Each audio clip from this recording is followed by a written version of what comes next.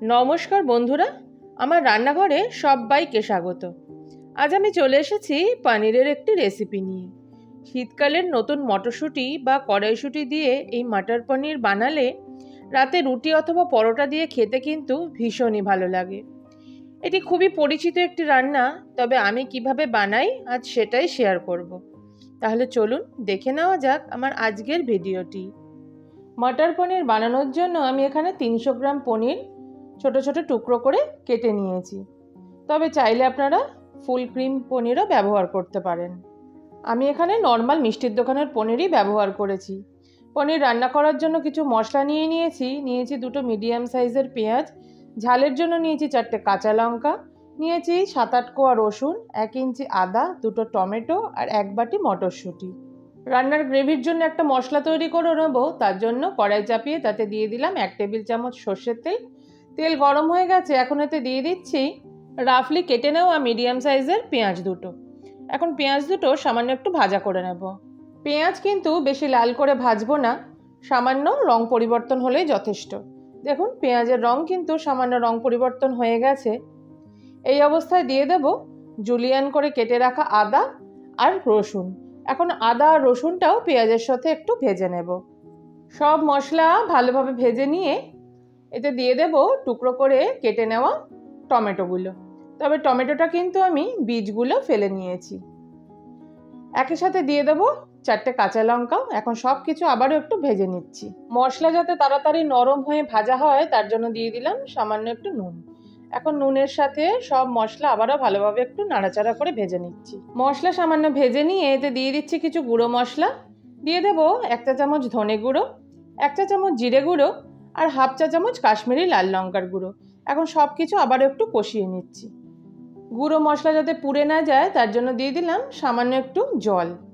এখন সব কিছু একসাথে মিশিয়ে নিয়ে গ্যাসের ফ্লেমটা লোতে রেখে মশলা ভালোভাবে কষিয়ে নেব। বেশ খানিকক্ষণ সময় নিয়ে মশলা কষিয়ে নিয়েছি।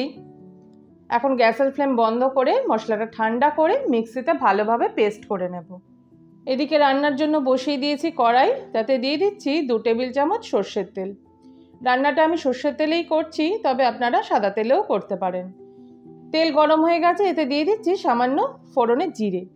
জিরে ভালোভাবে ভেজে নিয়ে এতে দিয়ে দেব পেস্ট করে রাখা মশলা। সমস্ত পেস্ট করে রাখা মশলা ভালোভাবে তেলের সাথে মিশিয়ে নেব।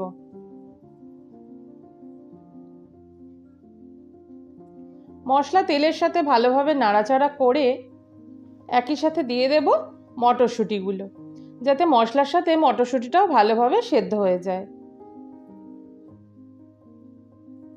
মটরশুঁটি ভালোভাবে মশলার সাথে মিশিয়ে নিলাম।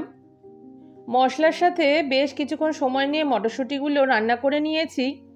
এখন এর থেকে তেলটাও ছাড়তে শুরু করেছে। এই অবস্থায় দিয়ে দেব এতে স্বাদ মতো নুন,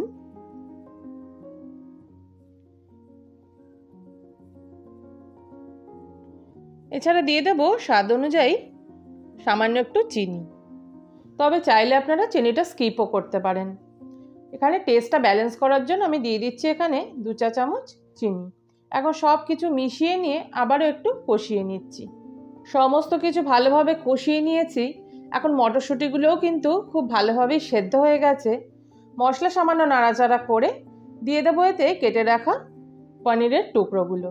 তবে পনিরটা আপনারা ভেজেও রান্না করতে পারেন। আমি এখানে কাঁচাই ব্যবহার করলাম। এখন পনির আর মশলা আবার একটু ভালোভাবে মিশিয়ে নেব। পনিরের সাথে মশলা খুব ভালোভাবে মিশিয়ে নিয়েছি। এখন আমি এতে দিয়ে দেবো পরিমাণ মতো জল। আপনারা যে যেমন গ্রেভি খেতে পছন্দ করেন সেরকম হিসেবেই জল দেবেন। আমি এখানে 1 কাপ মতো জল দিলাম। এখন সব কিছু ভালোভাবে মিশিয়ে একটু রান্না করে নিচ্ছি, যাতে পনিরের ভেতরে মশলা ঢুকে যায়। গ্যাসের ফ্লেমটা লো টু মিডিয়ামে রেখে চাপা দিয়ে বেশ খানিকক্ষণ রান্না করে নিয়েছি। পনিরের ভেতরে কিন্তু এখন একদম মশলা ঢুকে গেছে। এখন গ্যাসের ফ্লেমটা বন্ধ করে ওপর থেকে ছড়িয়ে দিলাম 2 টেবিল চামচ মতো ফ্রেশ ক্রিম আর দিয়ে দিলাম সামান্য একটু কাসুরি মেথি পাতা। এখন সব কিছু ভালোভাবে মিশিয়ে নিয়ে চাপা দিয়ে 5 মিনিট স্ট্যান্ডিং টাইমে রেখে রান্নাটা আমি পরিবেশন করে নেব। রাতে রুটি হোক বা পরোটা, এছাড়া ফ্রাইড রাইস পোলাও দিয়েও খেতে কিন্তু অসাধারণ লাগে। দেখুন রান্নাটা আমি পরিবেশন করে নিয়েছি। তাহলে আমার রেসিপিটি যদি ভালো লেগে থাকে তাহলে বাড়িতে অবশ্যই বানিয়ে খেয়ে দেখুন, আশা করি ভালো লাগবে। রেসিপিটি যদি ভালো লেগে থাকে তাহলে অবশ্যই আমাকে কমেন্ট করে জানাবেন। আমার চ্যানেলে নতুন বন্ধু হয়ে থাকলে চ্যানেলটা সাবস্ক্রাইব করে নেওয়ার অনুরোধ রইল। পাশে থাকা বেল আইকনটা অবশ্যই প্রেস করে দেবেন, তাহলে যখন আমি পরবর্তী কোনো রেসিপি বা যাই কিছু শেয়ার করব তার প্রথম নোটিফিকেশনটা আপনার কাছেই চলে আসবে। আজকের মতো এই পর্যন্তই। অন্য কোনো দিন চলে আসবো নতুন কোনো রেসিপি নিয়ে। সবাই ভালো থাকবেন, সুস্থ ও সাবধানে থাকবেন। ধন্যবাদ।